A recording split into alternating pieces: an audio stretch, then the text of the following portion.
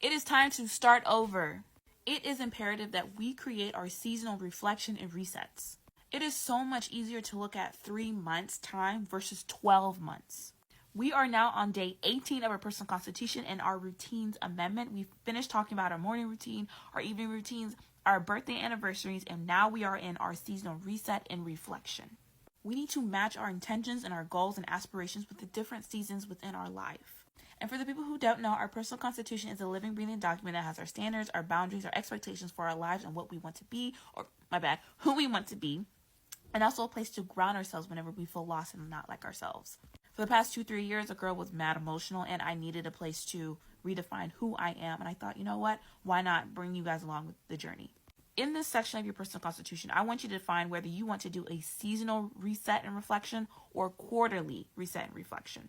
Some people like to match their goals and their intentions with the season, the weather, what's going on around them. Some people like to divide their year with something more structured, like the quarterly resets and reflections, January, February, March, then April, May, June, and so on. You can work on a single goal for the entire year, don't get me wrong, but certain goals and certain intentions can start in specific seasons or quarters.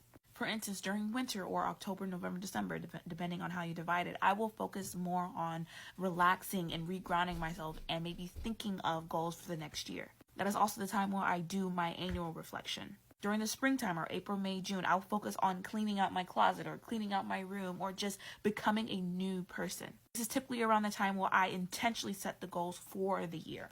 During the summer is typically when people travel and indulge in self-discovery. Now, all of these things you can do anytime throughout the year, but sometimes the weather permits you or forces you, or not say forces you, kind of nudges you towards certain goals. So in your personal constitution, you need to write down for each season and each quarter what type of intentions you want to set for yourself or what type of goals that you want to work towards. You should also define when you want to do your annual reflection. I noted that I do it at the end of the year at December, but sometimes I also do it in March because the winter time is a time of rest, but I at least want to get my brain flowing and thinking about the type of goals that I will set when springtime comes around.